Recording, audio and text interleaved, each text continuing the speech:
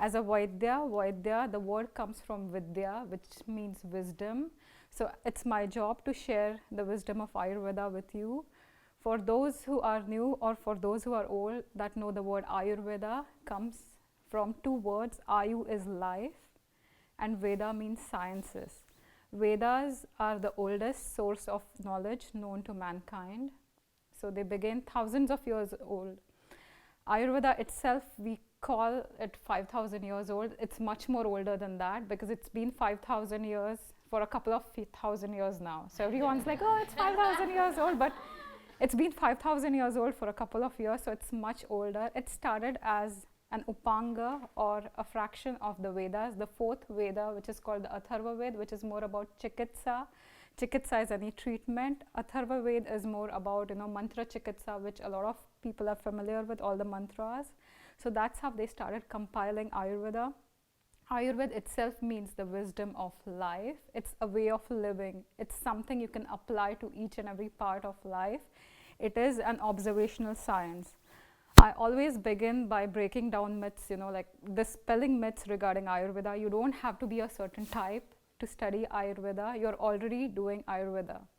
So if on the days you eat too much of food and you feel bloated, if you're fasting, it's your innate intelligence telling you to fast. You are already observing Ayurveda. On the days you're feeling cold, you're cold to your bones in the winter. I don't know how cold it gets here. It's really cold in Sarnia. If you reach for a warm tea, you're following your innate intelligence. You're already practicing Ayurveda.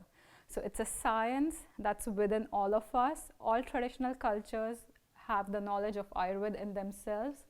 If it's Chinese medicine, people have rice gruels when they're sick. It's something which is very light, easier to digest. It would not subside your Agni or digestive fire. It's going to stroke it, help you digest things better, help you get well better. So it's Ayurveda. It can be Chinese medicine, it can be Tibetan medicine, it can be any of the traditional sciences. It is Ayurveda. There's no fractions, there's no divisions, there's nothing. It's just one Ayurveda, which is the science of life. It is the one thing that can help you achieve four main purusharthas. They are called dharma, which is your duty. So if you have a healthy body, only then can you do your duty. If you have a healthy mind, only then can you perform your duty. So it is going to help you attain your dharma. It is going to make you healthy enough to work. So you get your artha as well, which are your finances. It is going to help you be able to match your desires, understand your desires and achieve them, match them judiciously, what is good for you, what's not. Sometimes desires are baseless. So even having a desire and understanding what it's about is, karma, which Ayurveda is going to help you achieve. And moksha, for attaining moksha, you can never be sick and practice yoga. All of you, I believe, are yoga practitioners or try to incorporate yoga in your life. If your body or mind is not feeling well, your practice suffers. So even for moksha or the Chaturvad Purushartha, you are going to need Ayurveda in all and each aspect of your life. Now there are a few equations, like if you look at math, Ayurveda is almost like math. There are equations which are set. It's time-tested principles. They can be applied to any place, any situation.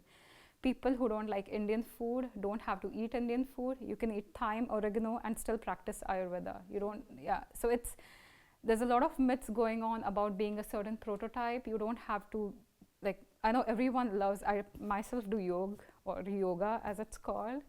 But you don't have to be a certain type. You don't have to be into chants. You don't have to be into crystals. So you have to break down the myths. You have to just practice Ayurveda. It's not about being a prototype. It's about following your innate intelligence. So that's what Ayurveda is really about. It's an observational science. You follow the universe. You follow what's happening. You follow different seasons. You have the diet of the fruits and vegetables that grows in the seasons. You follow different animals, how they behave. When they're sick, they would eat certain herbs and vomit it out. So that's what, in certain seasons, you have to use emesis. So that's simply what Ayurveda is about. There's no myth. It's just plain, simple Ayurveda. You don't have to be a certain type. I know I keep stressing over and over, but it's for each and every one. No matter where you are, no matter what stage of life you are, you can still practice Ayurveda. So When we talk about Ayu or life, there's 4 aspects to life. I know the whole holistic medicine and holistic nutrition, which I have studied, we talk about the union of mind, body, and soul.